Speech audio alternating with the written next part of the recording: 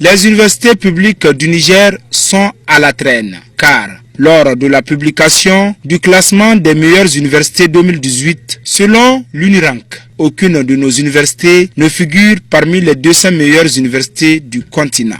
Et cela est dû à la non prise au sérieux par les autorités en charge de l'enseignement supérieur du Niger, mais aussi du comportement de certains de nos enseignants-chercheurs et chercheurs du supérieur qui laissent à désirer, plongeant du coup les universités dans un système de paralysie. Fraîchement élu à la tête de l'Union des étudiants à l'université de Niamey, Yonoun, Omar Ibrahim Albadé s'engage déjà dans une procédure qui amènera ses enseignants à s'acquitter de leurs obligations. Nos enseignants, il faut saluer beaucoup d'entre eux qui font très bien leur travail, qui se sacrifient, qui vraiment passent des nuits blanches souvent pour nous préparer des cours et venir nous les présenter.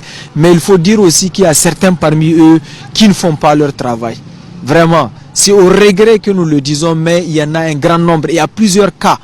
En 2015 déjà, quand j'étais secrétaire général adjoint du comité exécutif, on avait fait un écrit, une lettre où on a recensé par faculté les enseignants qui ne faisaient pas leur travail. On a constaté des enseignants qui faisaient 1-2 mois sans venir faire leurs cours. On a constaté des enseignants à qui on programmait des examens, mais qui ne venaient même pas, qui oubliaient, qui partaient faire des voyages ou qui étaient dans d'autres écoles. On a vu des enseignants qui prenaient des copies et qui font 11 mois, puisqu'il y a eu un cas à la fac d'agro.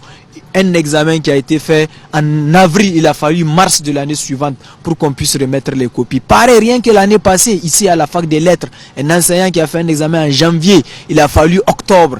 Donc, ce grand retard-là aujourd'hui dans lequel nous sommes, c'est essentiellement provoqué par les enseignants. Vous avez vu l'année passée, ils ont fait 4 mois de grève. Et encore même cette année, au début, ils ont fait 2 mois de grève. Donc vraiment, il faut que notre université retrouve ses lettres de noblesse.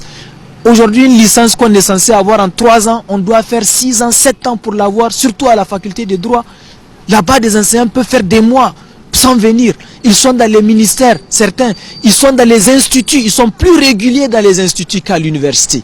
Pourtant, ils sont payés des millions. Comment le secrétaire général de l'UNUN compte procéder pour soit diminuer ou arrêter le désordre? Nous, à notre niveau, nous avons beaucoup de pistes pour pouvoir mettre fin, n'est-ce pas, à ce retard-là, pour pouvoir essayer de contribuer à la régularité des enseignants. La première proposition, d'abord, c'est au niveau de l'État. Il va falloir que l'État puisse surveiller ce que les enseignants sont en train de faire et ramener peut-être la rémunération par heure.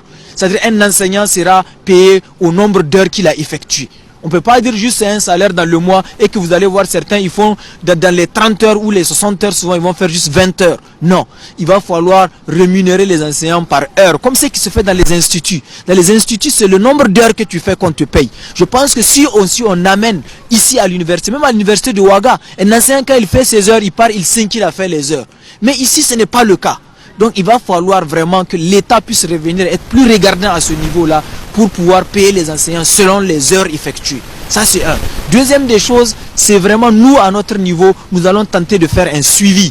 Nous allons activer tous nos délégués par section pour qu'ils puissent surveiller quel enseignant vient, lequel ne vient pas, pour qu'ils puissent nous transmettre son nom et nous allons prendre ces noms-là pour les transmettre au rectorat parce qu'on a constaté que ni le rectorat ni le décanat ne veulent, n'est-ce pas, surveiller les enseignants parce que souvent ce sont ces enseignants-là qui contribuent à leur élection au rectorat ou au décanat. C'est pour cela qu'ils n'arrivent pas à les imposer un comportement. Mais nous, en tant que les premiers concernés, nous allons mener des investigations, nous allons demander à nos délégués de recenser. Et ce que nous allons constater, nous allons l'envoyer au rectorat, nous allons l'envoyer au ministère, nous allons l'envoyer à la primature. Et nous pourrons aller loin aussi en l'envoyant même au CAMES, parce que c'est au CAMES que les enseignants partent faire leur passage. Ce n'est pas de gré de cœur que nous le disons, mais nous avons assez de voir notre université dans le retard.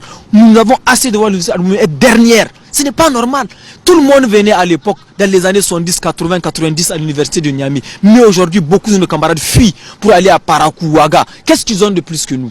Vraiment, il est grand temps. Cette année 2020 doit être l'année de la régularisation de l'année académique. Et c'est ça notre souci. Et nous allons nous battre corps et âme jusqu'au sacrifice ultime pour que nos camarades puissent étudier dans la sérénité. Au lieu qu'on continue à nous entasser les uns sur les autres, il est grand temps de décongestionner l'université. Ce qui va permettre de résoudre tous les problèmes sociaux.